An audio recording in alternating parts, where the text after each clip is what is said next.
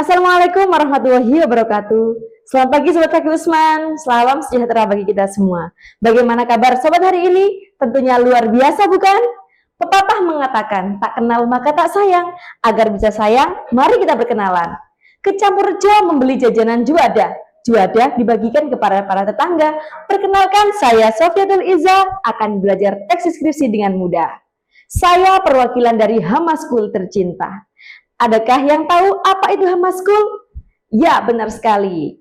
SMP Muhammadiyah 13 Hamaskul adalah sebuah sekolah yang didirikan oleh Persatuan Pemuda Muhammadiyah Campurjo. Sekolah tersebut tergolong sekolah baru, namun prestasinya selalu melejit di penjuru. Meski sekolahnya berada di desa kecil, namun namanya tak kecil. Terbukti sekolah tersebut berhasil mengibarkan namanya hingga ke mancanegara. Memasuki gerbang sekolah, siswa disambut dengan bangunan gedung yang sangat megah berwarna orange. Gedung tersebut terdapat 3 lantai. Lantai 1 terdiri dari lobi, ruang guru, ruang kepala sekolah, perpustakaan, kamar mandi guru, dan kamar mandi siswa. Untuk lantai 2 terdiri dari ruang kelas 3 ruangan, science center, dan ruang penyimpanan, dan kamar mandi siswi. Sedangkan lantai 3 terdiri dari hanya 3 ruang kelas saja. Nah, masih penasaran dengan Hamaskul? Ayo sekolah di Hamaskul. Nah, secara tidak langsung kita sudah belajar mendeskripsikan Hamaskul secara bersama-sama. Untuk memahami lebih dalam teks deskripsi, marilah kita belajar bersama. Sebelum pembelajaran kita mulai, marilah kita berdoa bersama agar apa yang kita pelajari hari ini dapat bermanfaat bagi kita semua. Bismillahirrahmanirrahim. Hai Sobat Kaki Usman, pernahkah kalian berkunjung ke tempat wisata? Ayo, siapa yang pernah berkunjung ke tempat wisata? Tentunya kalian semua pernah ke tempat wisata, bukan? Di daerah Panceng ada wisata yang sangat terkenal, yaitu Pantai Pasir Putih. Adakah yang tahu Pantai Pasir Putih? Nah, saat kalian ke sana, apa yang bisa kalian amati di sana? Tentunya keindahan pantai, keindahan lautan, ada apa saja di sana, makanan khas desa Panceng, kecamatan Panceng itu apa saja, dan lain sebagainya.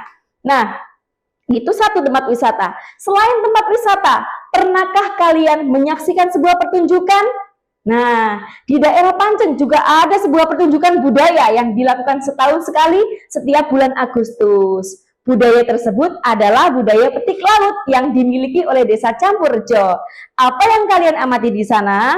Nah, prosesnya bagaimana petik laut di sana? Siapa saja yang hadir? Dan lain sebagainya. Selain tempat wisata, pertunjukan budaya petik laut, adakah binatang kesayangan yang kalian miliki? Pasti ada.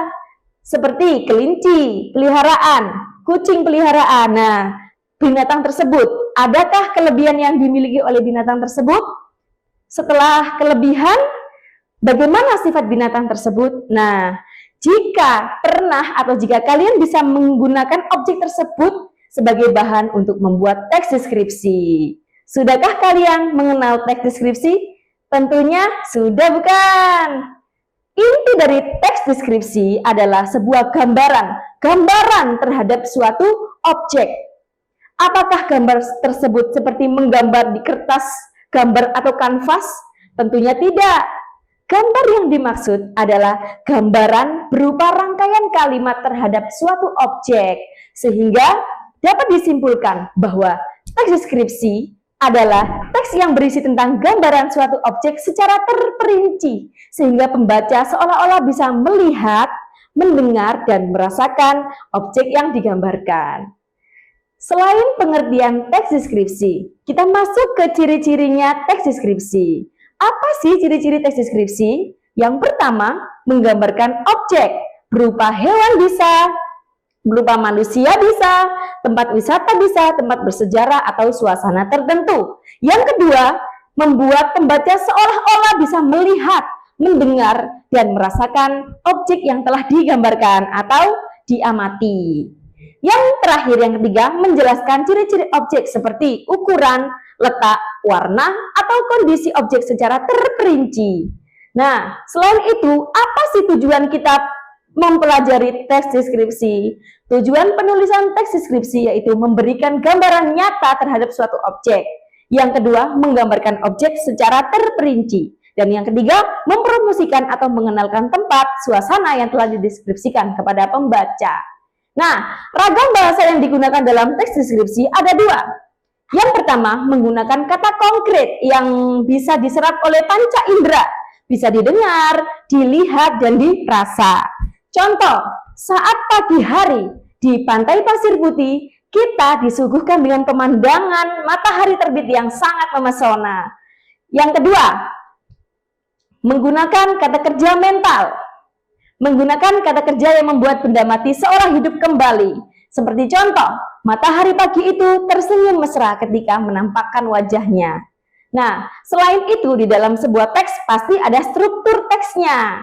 Struktur teks deskripsi ada 3. Yang pertama adalah identifikasi atau biasanya disebut dengan definisi umum. Di situ berisi tentang penjelasan suatu objek secara umum. Misalnya, objek digambarkan letaknya di mana, bagaimana objek tersebut. Nah, kemudian yang kedua ada deskripsi bagian, menggambarkan bagian-bagian objek secara terperinci, bisa dilihat, didengar, dan dirasa. Dan yang terakhir adalah penutup yang berisi simpulan atau kesan penulis terhadap objek.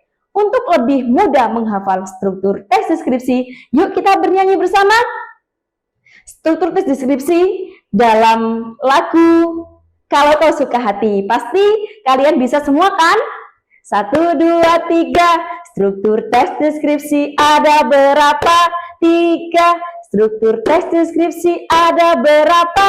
3. 1 definisi umum, 2 deskripsi bagian, yang ketiga penutup. Kita ulangi lagi.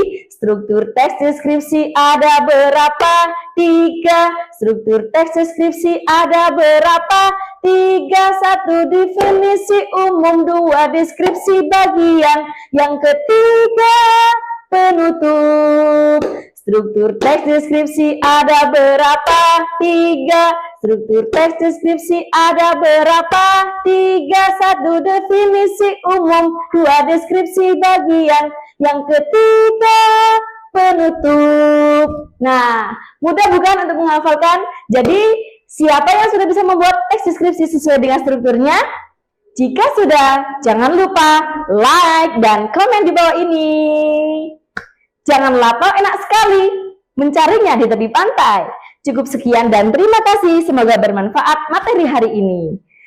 Dalam salam dari saya, selalu belajar, selalu giat dan bersungguh-sungguh. Assalamualaikum warahmatullahi wabarakatuh.